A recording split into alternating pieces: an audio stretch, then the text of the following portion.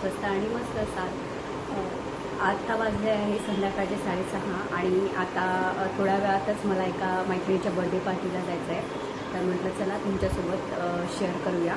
आजचा ब्लॉग त्या लोकांसाठी आहे ज्यांना वाटतं की 35 नंतर आयुष्य खूप बोरिंग होतं, पण मला विचाराल तर अजिबातच नाही। आयुष्य जगण्यासाठी, मज्जा मस्ती करण्यासाठी, मित्रांसोबत वेळ घालवण्यासाठी वयाचं बंधन नसतं। जसं माझं लग्न झालं तेव्हा माझ्या सोबतचा माझा संवाद कमी झाला, त्यांच्यासोबत कॉन्टॅक्ट कमी झाला आणि ते साहजिकच आहे। तुम्ही आपलं माहेर सोडून जेव्हा दुसरीकडे येता तेव्हा तुमच्यावर नवीन जबाबदाऱ्या येतात, त्यामुळे आपला म्हणजे आधीचं जे लग्नाआधीचं आयुष्य असतं ते तुम्ही सेम तर तसं जगू शकत नाही। पण इकडे आल्यावर जसं माझ्या मिस्टरांचे मित्रांचे एक एक करून लग्न झाले आणि आमचा खूप मोठा ग्रुप झाला। मला नवीन मैत्रिणी मिळाला आणि आता आम्ही सर्वांनी म्हणजे आवर्जून असं ठरवलं आहे की प्रत्येकाच्या मुलांच्या बर्थडेला, प्रत्येकाच्या ॲनिव्हर्सरीजला किंवा बर्थडेला आपण भेटायचं आणि खूप धमाल मस्ती आणि गप्पा करायच्या। तुम्हाला वाटत असेल की तुम्ही जर महिन्यातून 1-2दा भेटता, असं मजा मस्ती करता किंवा पार्टीज करता म्हणजे तुम्ही वेगळे राहत असाल, सेपरेट राहत असाल, सासू सासऱ्यांसोबत नसाल राहत किंवा एकत्र कुटुंबात नसाल, तर असं अजिबात नाही आहे। आमचा जेवढाही ग्रुप आहे ना ते सगळे आपापल्या सासू सासऱ्यांसोबतच राहतात। पण कसं आहे ना, जर तुम्ही तुमचे कर्तव्य मनापासून आणि जबाबदारीने पार पाडले तर मला नाही वाटत की तुमचे इनलॉज पण तुम्हाला कुठल्या गोष्टीसाठी टोकत असेल। आणि त्या बाबतीत आम्ही खरंच सगळे खूप लकी आहोत की आमचे म्हणजे आम्हाला खूप सपोर्टिव्ह इनलॉज मिळाले आहेत। दोघांनाही एकमेकांना समजून घेता आलं पाहिजे, दोघांनी एकमेकांच्या मनाचा विचार केला पाहिजे। पण जर सुरुवात आपण आपल्यापासून केली ना तर नक्कीच याचा फायदा जास्त होईल असं मला वाटतं। तर चला आता मी रेडी होते आणि डिरेक्टली तुम्हाला भेटते पार्टी हॉल। संध्याकाळी सगळे भेटलो आणि मग काय नुसती धमाल। इथे बर्थडे गर्लची स्पेशल एंट्री झाली। सर्व मित्रांनी आपल्या वहिनीसाठी एंट्री डान्स केला। नंतर आम्ही सगळेच त्यांना सामील झालो आणि मनमुराद नाचलो।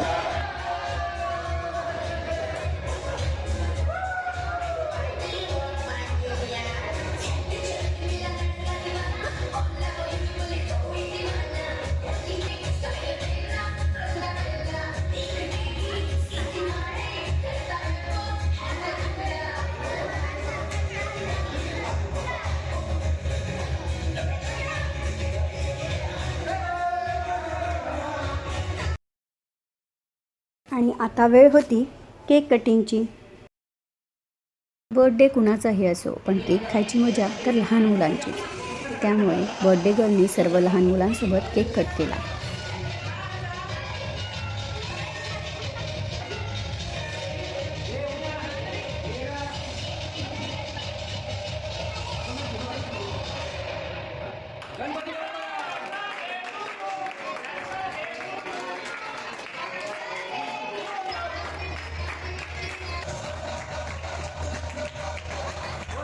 कुठलंही फंक्शन फोटो काढल्याशिवाय पूर्णच होत नाही, म्हणून मग बर्थडे गर्लसोबत फोटोज आणि व्हिडिओज काढून झाले।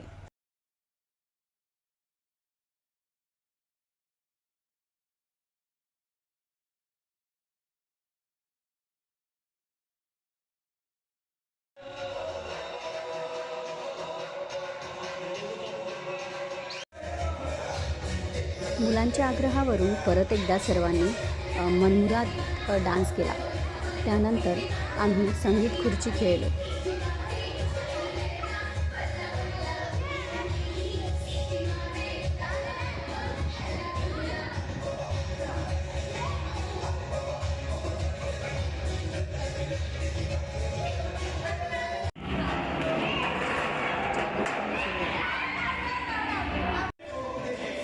एकमेकांची मजा घेत घेत, एकमेकांची टर खेचत खूप धमाल आली संगीत खुर्ची खेळताना।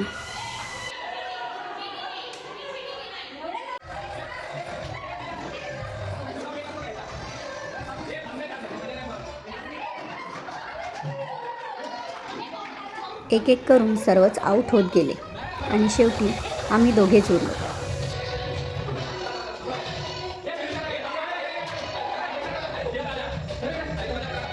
इथे दोघांचाही एकमेकांना जिंकू न देण्याचा प्रयत्न सुरू होता, पण शेवटी एक जण जिंकणारच होतं आणि विशालदादा हा गेम जिंकले आणि त्यांना बक्षीस म्हणून ज्या खुर्चीवर बसून ते जिंकले ती खुर्चीच गिफ्ट देण्यात आली.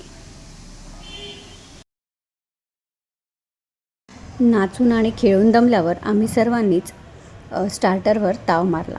स्टार्टरमध्ये मंचुरियन आणि सोया चिली होती. सर्वांनाच खूप भूक लागलेली. गप्पा करत करत हसत खेळत सर्वांनी खाऊन घेतलं.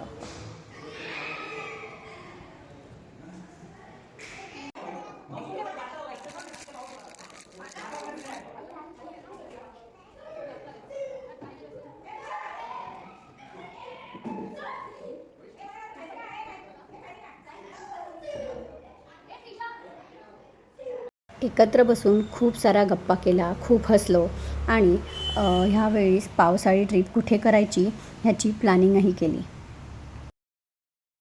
सगळ्यांनी आपापल्या परीने कुठे जायचे असे ठिकाण सजेस्ट केले आणि त्यावरून एकमत होऊन मग एक असे ठिकाण ठरले आहे.